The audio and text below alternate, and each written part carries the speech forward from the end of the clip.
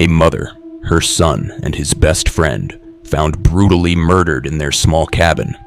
A young girl missing, her fate unknown for years.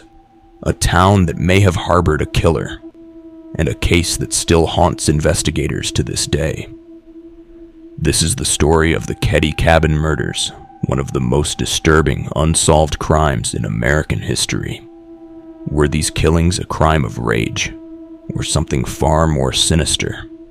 Let's uncover the chilling details of this case, and the terrifying secrets it left behind. Chapter 1. The Family.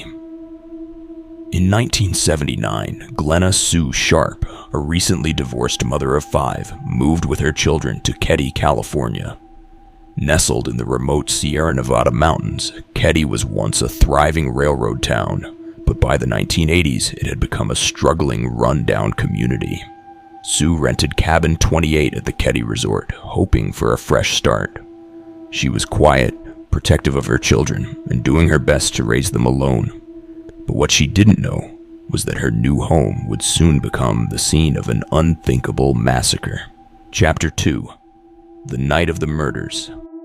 On April 11th, 1981, Cabin 28 was filled with life. Sue was home with her younger sons, Rick, 10, and Greg, 5, along with their friend Justin Smart, 12. 14-year-old Sheila was having a sleepover at a friend's cabin nearby. John Sharp, 15, and his best friend Dana Wingate, 17, were hitchhiking home from town. By morning, Cabin 28 would be a blood-soaked crime scene. At approximately 7:45 the next morning, 14-year-old Sheila, Sue's oldest daughter, came home. She had spent the night at a neighbor's house and was planning to quickly grab some beauty items before joining them for church. Upon opening the front door, Sheila was met with the horrific scene inside the cabin. Inside the living room, she found 3 bodies bound with electrical cords and medical tape. Sue Sharp, 36, had been stripped to her underwear, gagged, stabbed, and beaten with a claw hammer. John Sharp, 15, and Dana Wingate, 17, were tied together and viciously attacked. Dana had been strangled and his head bashed in. The walls and furniture were covered in blood, but there was one disturbing detail. Sheila's 12-year-old sister, Tina Sharp, was missing. And in another terrifying twist, the 3 younger boys were unharmed, still asleep in another bedroom. Why were they spared? And more importantly, who had done this?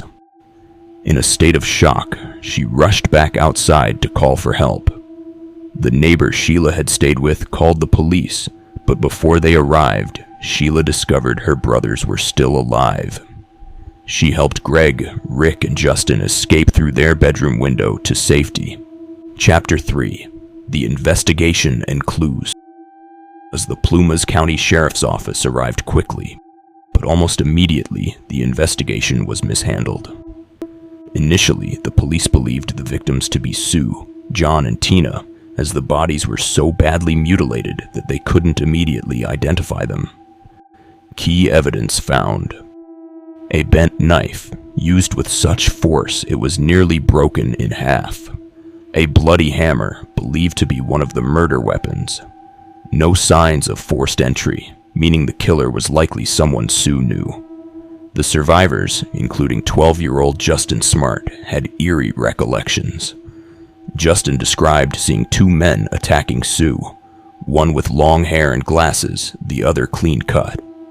Justin, who told the police that Tina wasn't dead, but was instead missing, and that Dana was the 3rd victim. If Justin hadn't been a witness, how could he have known this crucial information? These descriptions matched 2 men who lived nearby: Marty Smart and his friend Beau Boubed. Chapter 4. The Prime Suspects, Marty and Beau. Marty Smart was a violent man known to hate Sue Sharp. He even admitted this to his therapist. "I killed Sue and Tina, but I didn't mean to." His friend, Bo Bubed, was a former Chicago mob enforcer known for his violent past. And then, a chilling clue surfaced. A letter written by Marty to his wife read, "I've paid the price for your love. And now that I've gotten rid of them, you tell me it's not enough." Even worse, Marty was friends with the local sheriff. Did law enforcement cover up the crime? And if Marty confessed, why was he never arrested? Chapter 5. The Missing Girl and a Dark Discovery. For 3 years, Tina Sharp was missing. Tina was merely 12 years old. Her trusting nature was definitely taken advantage of. Tina had been abused more than once by more than one person. She was not murdered in the cabin that night. This beautiful girl was kidnapped. It's rumored that Tina had gotten pregnant by her abuser, and maybe that's why she was taken. While that is speculation, her kidnappers did allow her to bring along a school project in a shoebox which she'd be working on and her red jacket. Tina was likely forced to witness the demise of her family. Mother Sue's corpse had been covered, which very well may have been Tina's doing. Maybe the last thing the girl did before leaving the cabin. It's believed that the masterminds behind the attack were Sue's neighbors, Martin Smart and his known mafia hitman associate, Bo Bubed. Marilyn, Marty's wife, is also thought to have been involved. Marilyn and Sue were acquaintances, and on the night of the murders, the three of them stopped by to ask Sue to join them for drinks. Sue declined, preferring to stay home with her children.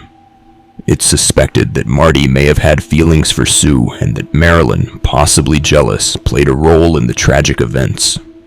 At the time, Keddie's sheriff, Doug Thomas, was close friends with Marty, which may explain why the case was never solved. Despite a wealth of evidence, including what appeared to be Marty's confession on tape, no action was ever taken. The case was poorly handled, likely intentionally, in an effort to protect those involved. Then, in April 1984, police received an anonymous tip telling them where to look for Tina's remains. Her skull and remains were discovered 100 miles away. Alongside her remains, a child's blanket and a mysterious tape recording were found.